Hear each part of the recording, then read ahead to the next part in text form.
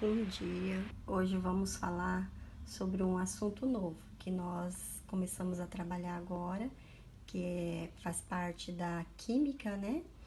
Que são os elementos químicos e os átomos. Nós vamos começar pelos átomos, pois os átomos, eles são a menor parte da matéria. Então, o átomo é aquela partezinha que a gente não enxerga a olho nu de jeito algum. Porque eles foram dividindo. Imagine um pedaço de madeira. Você vai dividindo, até chegar a um momento que não tem como mais dividir. Quando chegou nesse momento, é o átomo, certo? Então, foram criados vários modelos atômicos para representar os átomos, vários. Mas, somente alguns está sendo aceito hoje em dia para nossos estudos, para fim de conhecimento, tá? Então, desde a Grécia já se tinha essa ideia de que toda matéria é formada por átomos. A partir do século XVI, essa ideia se fortaleceu. Por quê? Foram realizados vários experimentos, várias medições que levaram à hipótese de que a matéria era formada por átomos. Eles chegaram a essa conclusão porque eles conseguiram ver algo diferente.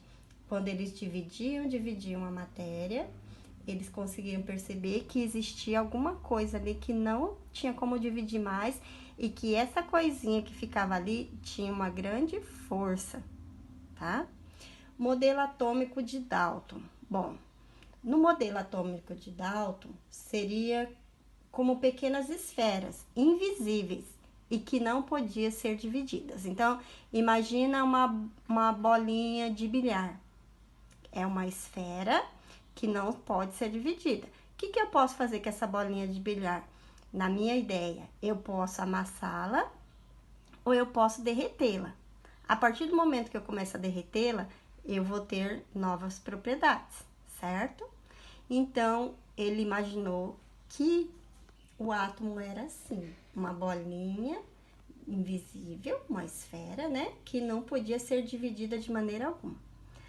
Toda matéria é formada pela associação de átomos e que os átomos não são todos iguais. Por exemplo, o átomo do ferro é formado por um tipo de átomo diferente do átomo que se encontra no ouro.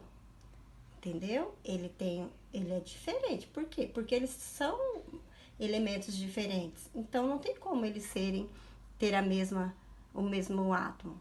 O átomo tem que ser diferente. Numa transformação química, os átomos se recombinam entre si, dando origem a novas substâncias. Então, que substâncias são essas? Por exemplo, eu pego o hidrogênio e combino com o oxigênio. Isso acontece naturalmente. Quando isso acontece, nós temos a molécula da água, que é H2O, tá? Eu preciso de dois átomos de hidrogênio e um átomo de oxigênio para formar a molécula da água. É nesse momento que acontece a recombinação, tá? E é uma transformação química. Ele é só oxigênio? Ele é só hidrogênio? Não. Ele passou a ser uma água. É uma molécula de água, certo? Quando acontecem essas transformações, por exemplo, nos átomos, eles perceberam, nos átomos de gases, por exemplo, o hélio, neônio, né? Eles perceberam que há uma complexibilidade. Se eu colocar esse gás dentro de um balão, por exemplo, o hélio, ele vai ficar comprimido lá. A partir do momento que eu estouro esse balão, esse ar é liberado para a atmosfera, tá? Então, isso é complexibilidade. E proporções fixas. Por exemplo, a molécula de água vai ser sempre H2O. Sempre vai ser essa formação, para ser água, tá?